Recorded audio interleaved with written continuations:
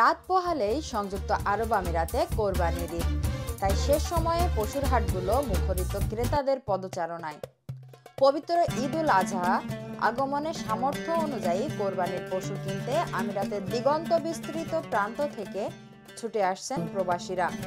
Dubai, Abu Dhabi, Sharjah, Ajman সহ বিভিন্ন অঞ্চলের পশুর হাটগুলোতে গরু, ছাগল ও উটের বিপুল সমাগম চোখে পড়েছে।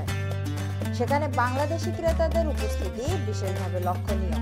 তাদের সম্মিলিত আগ্রহ আর উৎসর্গ এই অঞ্চলের ঈদ উদযাপনে এক ভিন্ন মাত্রা যোগ করেছে। প্রতি বছর কোরবানির ঈদ উপলক্ষে সংযুক্ত আরব আমিরাতে কর্মরত হাজারো বাংলাদেশি প্রবাসী নিজেদের সামর্থ্য অনুসারে কোরবানি দিয়ে থাকেন। কেউ কেউ দেশে পরিবারের জন্য অর্থ প্রেরণ করে সেখানে কোরবানির আয়োজন করেন, আবার অনেকেই আমিরাতেই এই পবিত্র কর্তব্য সম্পন্ন করেন। কুরবানিটা হচ্ছে যে এখানে প্রবাসে থেকেও আমরা দেশের একটা আনন্দ ভাগাভাগি করাটা আর কি, আত্মীয় স্বজনের মাঝখানে সব বন্ধু বান্ধব একসাথে হয়ে কুরবানি দেওয়াটা। আর কুরবানি তো আল্লাহর হুকুম, সেটা পালন করতে হবে, যেখানে থাকি, দেশে থাকি আর প্রবাসী থাকি, সেটা আর কি।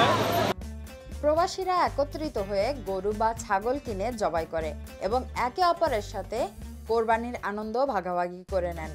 এবারের ঈদ উল আজহায়ও এই চিরচেনা দৃশ্যের ব্যতিক্রম হচ্ছে না। বাজারের বৈচিত্র্য, অর্থনৈতিক প্রভাব এবং প্রবাসী চ্যালেঞ্জ পশুর হাটে দেশীয় গরু ছাগলের পাশাপাশি অস্ট্রেলিয়ান, পাকিস্তানি, সোমালিয়ান ও আফ্রিকান বিভিন্ন জাতের পশু সমাবেশ দেখা যাচ্ছে। আকার ও জাত ভেদে পশুর দামে ভিন্নতা থাকলেও প্রবাসীরা নিজেদের পছন্দ ও সামর্থ্য অনুযায়ী সেরা পশুটি সংগ্রহে সচেষ্ট। তবে এবার বাজারের চিত্রটা খানিকটা ভিন্ন। গত বছরের তুলনায় গরুর মূল্য এবার উল্লেখযোগ্যভাবে বেশি। বাজার ঘুরে আজকে আমি 3-4 দিন যাবত ঘুরতেছি বাজার। গরুর দাম আমার মনে হয় যে অন্যান্য বছরের তুলনায় এই বছর প্রায় 1.5 গুণ দাম হয়ে গেছে, এরকম লাগে। তো আমাদের এই বছর মনে হয় যাদের স্বল্প আয়, যারা আমরা প্রবাসী আছি, তাদের কুরবানি করাটা টাফ হয়ে গেছে। তাই বলতে গেলে আজকে কয় বছর, 15-16 বছর। আচ্ছা, হ্যাঁ, 16 বছর ধরে রেগুলার আমরা কোরবানি করি আর কি। বিশেষ করে এই বাজার থেকেই নেওয়া হয়, দুবাই মার্কেট থেকে। অনেক সময় অন্য অন্য জায়গায়ও যাই, যেমন এখন কিছুক্ষণ আগে আমরা কোথায় গেছিলাম, রসুল কাইমা। তো যেমন ওখানে ভালো লাগে না, আবার রিটার্ন আবার আমরা এখানে চলে আসছি। এবছর একটু বেশি। অনেক প্রবাসী ক্রেতাকে কিছুটা হতাশ করেছে। এমন চড়া দামে কোরবানির পশু সংগ্রহ করতে হিমশিম খাচ্ছেন অনেকেই, বিশেষ করে যাদের বাজেট সীমিত। সবাই দেওয়া সম্ভব না, সবাই দেওয়া সম্ভব না। এখানে তো মনে করো গরু বিশেষ সবাই দেওয়া সম্ভব না এক কথায়। ওই যারা বিশেষ করে যারা ফ্যামিলি লই আছে এরাই বেশি দেয় আর কি। কারণ ছেলেদের জন্য, ছোট ছোট বাচ্চাদের জন্য মানে দিতে হয়, মানে তাদের খুশি করার জন্য হলেও দিতে হয়। তো যারা প্রবাসে আমরা যারা আছি সবারই হয়তো একটা লিমিটেশন আছে বা একটা বাজেট আছে, ওই বাজেট অনুসারে সবাই কোরবানি করতে চায়। তো সেই ক্ষেত্রে গরুর দামটা বেশি হওয়াতে অনেকে একটু হিমশিম খেতে হয় আর কি। বা অনেকে হয়তো যে সাইজের গরু দেওয়ার চিন্তা ভাবনা করছে হয়তো ওই সাইজে দিতে পারে না, অপেক্ষাকৃত ছোট গরু দিতে হয়। বা অনেকে হয়তো ওই যে খাসি বা ছাগলের দিকে যায় গরুর পরিবর্তে। এটা আমরা আসলে গরু দেখার জন্য আসছিলাম, কোরবানির জন্য আর কি। তো আমাদের তো আসলে এখানে আমরা যেই চাকরি করি বা কাজ করি, আমাদের নিজেরা একটা গরু কিনে কোরবানি দেওয়ার মতো অবস্থা না। তারপরেও কোম্পানি পয়সা দেয়, ওই টাকায় আমরা আসি আর কি কিনে নেওয়ার জন্য। আর এবার যে গরুর দাম, মানে ইচ্ছা করলেও অনেকে দিতে পারতো না এখানে। ত্যাগের এই মহিমান্বিত উৎসবে অংশ নেওয়ার আকাঙ্ক্ষা থাকলেও বর্ধিত মূল্যে অনেক প্রবাসীর জন্য এটি একটি কঠিন চ্যালেঞ্জ হয়ে দাঁড়িয়েছে। গরু দেখতেছি, গরুর প্রাইসটা গতবারের থেকে এবারে দ্বিগুণের উপরে।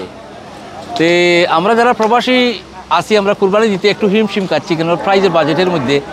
তো আমরা দিতে না, গরিব মানুষ, আর ভাবে কিছু টাকা পয়সা দেয়, আমরা কিছু কিনা আমরা খাওয়া দাওয়া খাই আর কি।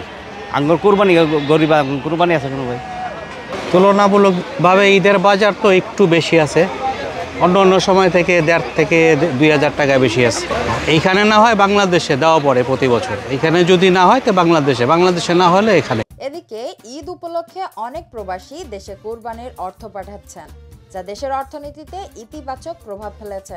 প্রবাসীদের প্রেরিত এই অর্থ দেশের গ্রামীণ অর্থনীতিতে প্রাণ সঞ্চার করে এবং পরিবারের সদস্যদের জীবনযাত্রার মান উন্নয়নে সহায়ক ভূমিকা পালন করে। অনেক প্রবাসী সম্মিলিতভাবে একাধিক গরু কুরবানি দিচ্ছেন।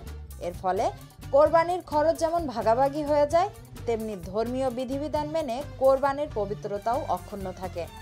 প্রবাসীদের এই বিপুল চাহিদা মেটাতে বিভিন্ন খামার ও স্থানীয় বিক্রেতারা বিপুল সংখ্যক পশু নিয়ে বাজারে হাজির হয়েছেন। আমিরাতের অর্থনৈতিক সমৃদ্ধি ও উন্নত জীবনমান প্রবাসীদের কোরবানির প্রতি আগ্রহ বহুগুণে বাড়িয়ে তুলেছে। এটি কেবল একটি ধর্মীয় কর্তব্য পালনই নয়, বরং পারস্পরিক সৌহার্দ্য ও সম্প্রীতির বন্ধন সুদৃঢ় করার এক অনন্য সুযোগ হিসেবে বিবেচিত হচ্ছে। বাংলাদেশি কমিউনিটি নেতারা প্রবাসীদের কোরবানিতে উৎসাহিত করেছেন এবং তাদের দৃঢ় বিশ্বাস এটি দেশের অর্থনীতিতে এক ইতিবাচক প্রভাব ফেলবে।